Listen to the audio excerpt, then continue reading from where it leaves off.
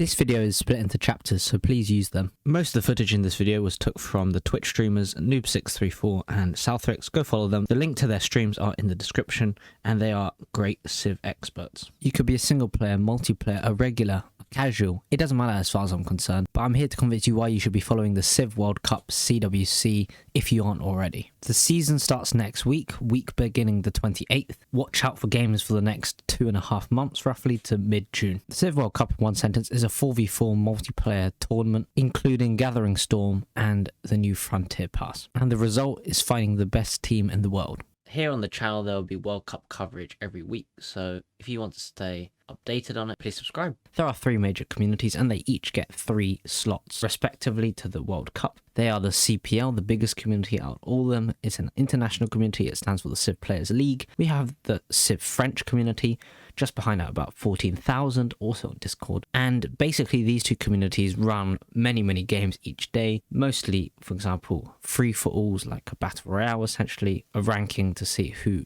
wins and who loses, and this is recorded. Teamer games are also a thing among other game modes.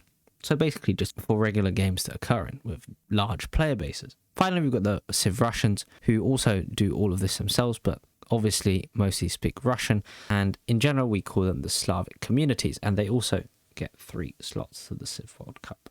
This year, they chose to give the remaining slots via a wildcard tournament. This wildcard tournament included the smaller nations who didn't qualify through the major qualifiers through these major communities, and this included countries like China, Germany and Belgium. And Brazil is the 4th major community with about, obviously they speak Portuguese, and they get 1 slot to the Civ World Cup.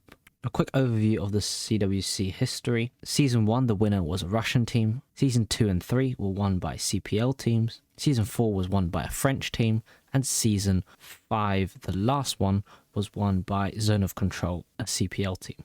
Multiplayer at a competitive level uses some mods to allow people to spectate the game, to ensure competitive spawns, and balance a few things so everything is enabled to be picked and change the meta slightly. The BBG also gets updated every few months, so civs that are sometimes, for example, not picked very often normally get changes, and civs that get picked too often go down and constantly changing. Other great things about BBG, because it's a mod and there's a very active server and very active developers, anyone, including you, can suggest changes for BBG, and you can basically make things the way you want to in a game. I mean, mods have increased the replayability of Civ significantly. The 4 mods can be found on the website and in the description below, but they include BSM, BBS, BBG, and Multiplayer Helper. The first thing that happens in the 4v4 game is the map choice. What map do the teams want to play on? For this season, there are 5 maps that can be chosen: Pangaea, 7 Seas, Continent Islands, Highlands, and Inland Sea. Characteristically, Pangaea, there tends to be more conflict. 7 Seas tends to be a good mix of naval and land civilizations. Continent Islands would be the same. Highlands is very simmy. Simmy means there is a lot of time for people to build their empire and set up their infrastructure. Less conflict. Conflict will come later in the game. And Inland Sea, it's very important. Control of the massive lake/sea in the middle, and tends to include quite a bit of conflict and less fresh water. Once the teams have picked their map, teams can then choose what civilizations they want to ban. Now, the first ban phase, as it's called, each team gets to ban 3 civilizations they don't want to play. Typically, the team that votes second normally has pressure to ban the very good civs on particular maps, because if they don't ban it, then the other team can pick it first. So normally how it works is the second team always bans the really good civs on the map. After this first ban phase, teams will then get to pick 2 civilizations each of their choice that aren't banned. Then comes the second ban phase, but this time only 2 civs are allowed to be banned from each team. Then you get to pick your final 2 civilizations, and that is the draft phase. Done. Typical strategy, taking for example the international meta of the CPL, which has changed now and always depends on the map, so it's all subjective. Normally it's 1 gold maker at least, 1 civ that predominantly focuses on gold, 1 war civ that can engage in conflict on the front lines, 1 civ that can get very high yields, very high stats, so I'm talking very high science, very high culture, and so on. And finally, the last is kind of like a wild card. You can pick what you want. It depends what you're going for. For example, if you're going a domination related victory, you think you could choose another war civ, and so on. Normally it's more complicated than that. Of course, for example, war civs, they generate gold as well, and so on and so on. All factors will be considered when choosing particular civs. Difficult to explain, but different communities value civs differently, so it's quite interesting sometimes to see. I think this year we will likely see a lot of Eleanor England, Vietnam and Zulu due to recent BBG changes. Then it's different from last season. Last season, very popular civs were Rome and Persia, but I don't expect that to change too much, although Persia is played slightly less nowadays. Civs like Maori, Genghis Khan, Portugal and so on are still very, very strong. Feel free to pop on a stream or something if you wanted to ask more about the meta and what people think are good. But I will put a tier list right now on screen. But yes, this tier list is quite representative of what people value right now. But this is his opinion. Once the draft phase is done, we move into the actual game. Teams normally play a best of 3 every week. So each team gets 1 remap token. This is done because sometimes games can be decided based off spawn and RNG, therefore. So it's meant to balance it out, giving the team an opportunity to remap if they wanted to before turn 8. So you can scout around, you can look at your position, and by turn 8 you need to decide, is this the map you want to play? Once you have used a token for best of 3, you have no more remaps, and remaps are quite important. All multiplayer games are run via simultaneous turns, so there is of course a factor of how strong your computer is, etc., your internet connection. However, I think that's the nature of esports. Dynamic turns will take far too long. Simultaneous turns already take long enough. Typically, a very good game, a long game that lasts the turns 120 on online speed will take about 5 hours. Once these are all done, that's all the formalities out of the window and the game then starts. One change in multiplayer that's worth talking about is that victory conditions are different from single player if you're unaware. For example, congresses are very, very important. And in congresses in multiplayer, there's an additional vote, which is to add or decrease someone's total diplomatic victory points by 2. You need 20 diplomatic victory points to win. Other ways of getting diplomatic points are through wonders, for example, the Mahabodhi Temple and Patal Pass and Statue of Liberty. The most common victory condition in multiplayer is a concede, where a team sees that they have no way to win the game and therefore surrenders essentially. This is normally done through submission militarily or a big difference in statistics, in stats, meaning there's a big difference in terms of their science yield, their culture yield, and so on. The second and third most common victory conditions are kind of close. Culture victories are very possible on multiplayer, though it does, of course, take a while, depends what civ you're going with. But with rock bands, majority of the time, or say Canada with natural parks, cultural victories aren't too uncommon, but they are not particularly common either. Diplomatic victory points are also potential win. Sometimes you can try and kill the opponent, meaning that they generate less diplomatic favor, which you need in congresses.